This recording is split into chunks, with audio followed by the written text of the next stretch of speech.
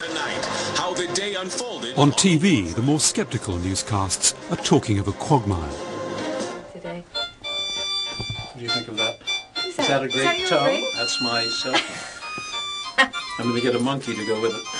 Hello? Yes. Richard Pearl's in a Washington studio for that Sunday's Panorama. His good humour belies the fact there's more bad news for the NeoCon cause. He's just resigned as chairman of the Pentagon's Defence Policy Board, though he's still a member. There have been allegations of a conflict of interest over a business deal, charges he strongly rejects. I'm joined from Washington by Richard Pearl, the former U.S. Assistant Secretary of Defense, who's been described by some newspapers as the architect of the Iraq War. What will happen if at the end of the war the Americans do not find any weapons of mass destruction in Iraq? Well, I believe that the liberation of Iraq, the freeing of the Iraqi people, would be justification enough. How did you feel about being called the architect of the war? Well, I mean, there's hardly a point in denying it. It isn't true, of course, but... And as far as the planning is concerned, I had nothing whatever to do with that. Nothing. Do you think the influence of the neoconservatives in the Pentagon is going to be weakened by resignation at all? Certainly hope not. The Pentagon is in good hands.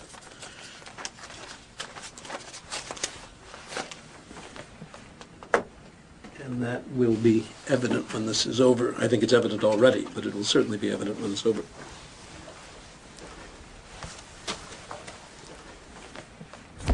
The US Department of Defense is the neoconservative stronghold, Paul Wolfowitz the number 2 there, and fellow neocon Douglas Feith the number 3.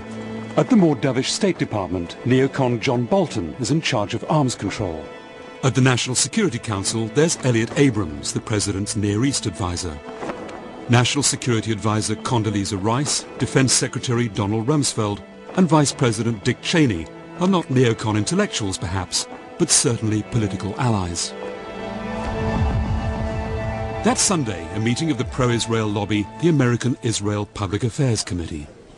Syria also now faces a critical choice. Even Secretary of State Colin Powell, who's quietly opposed much of the neocon agenda, is starting to use neocon language.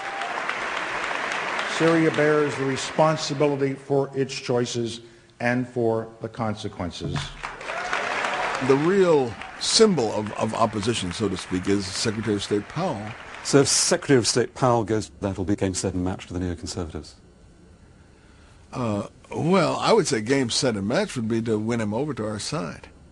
According to an Iraqi general, 4,000 people have volunteered from 23 countries have volunteered to participate in suicide attacks. And more worries on the breakfast news. Dog days for the neocons, though they seem unperturbed. Of a withering aerial assault. We're talking, I think, on day 12 of the war, something like that. And, you know, it would be instructive, I think, to go back to day 12 of the first Gulf War, day 12 of Kosovo, day 12 of Afghanistan, and see both how far along people were and the extent to which people were already, people in the press at any rate, were already reaching for quagmire and debacle and disaster and all the rest.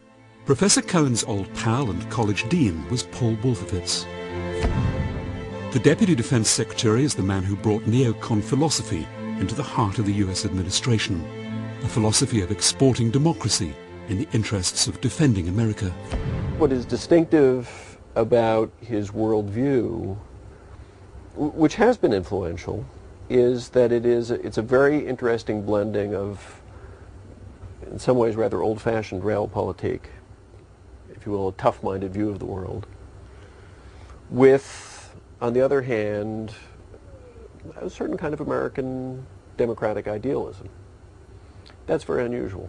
That's really very unusual, and that synthesis at the moment, I think, is intellectually dominant. But I have no idea whether it will survive this war or not. Now, with a panel of world-class military and political experts and scholars, here's Chris Core. And very familiar voices and faces at the microphones tonight. Of course, some neocons, like Michael Ledeen, but even exporting democracy rather more aggressively than others. I'm just the moderator. Thank you for joining us. I'll ask it this way of you, Michael, that, you know, how many of these "you better watch it, we're coming after yous" can we do at once? We're going to have to bring down a series of regimes who are the sponsors of a network of various terrorist organizations.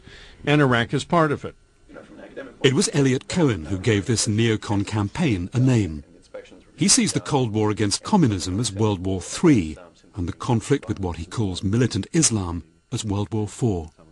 And so I said World War IV somewhat tongue-in-cheek, but it as a way of capturing the fact that, I believe we are locked in a long-term war with the radicalized branches of Islam, which are deeply hostile to the United States, but I think more broadly to the West. You have a very large phenomenon, which is very difficult to figure out how to beat, which is capable really of inflicting catastrophic damage, not just to our cities, but to yours. As the coalition approaches Baghdad, George Bush's White House has kept faith with the hardline neocons. But what do the rest of America's conservative movement make of them? Rallies as well. I was asked this morning to give an update on the Support the Troops rallies around the United States. To find out, we got an invite to one of the mainstream conservative right's private weekly meetings. Here, conservative lobbyists from across the US plot the week's business. To liaise with them, there's a man from the White House. Effects. Is somebody voting against us because they're a union member, or are they voting against us because they're a government employee? Many traditional conservatives are suspicious of the neocon cuckoos in their nest. They don't like America being embroiled in foreign adventures. And then there's the Middle East problem. They are entitled to their opinions, but when it gets to Arab bashing, general Arab bashing, I think they take it too far. I think they're a disaster for this country.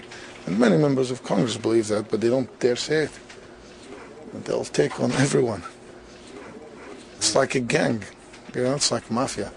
Are you a mafia? That is so absurd. Mafia? Do you recognize any gang, mafia? Yeah. No,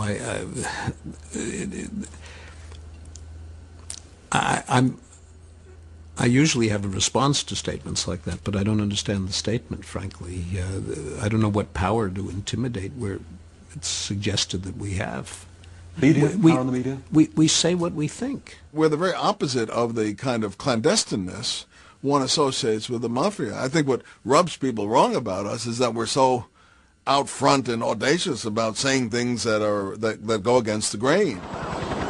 Some of Washington's right-wing insiders are so irritated with their neocon colleagues, they like to dispute whether the White House is really influenced by them at all. Some intellectuals have run around saying, and let's have a war with, and they've listed 11 countries, okay? And because in the 11 was included Iraq, they've also gone around going, because the cock crowed, the sun went up. As opposed to taking a look and saying, this government and this president, we're going to hit Iraq, we're going to hit the Taliban, regardless of what some people wrote in newspaper columns. If I'm wrong, and the United States government invades Iran and Saudi Arabia and Egypt and decides to run a 30-year holy war against the Muslim and Arab world, then 7 writers did in fact pull the president around by the nose. We don't claim credit for it at all. You could say that our power is a figment of our enemy's imagination. It might be absolutely true. We are not claiming to be running the world. Our job is just to think. And if our ideas get adopted and if our ideas turn into policy, wonderful. That's what we're here for.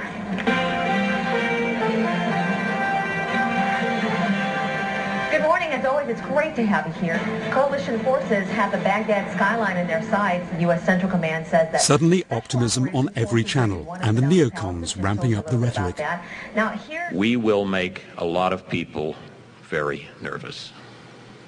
And we will hear, for example, the Mubarak regime in Egypt, or the Saudi royal family, thinking about this idea that these Americans are spreading of democracy in this part of the world. They will say, you make us very nervous. And our response should be good. Going too far? No. The Iranians and the Syrians are even more nervous than the Saudis and Egyptians at this very moment. Syria is making, and the Syrian regime is making comments that they're nervous, that they think that they're next.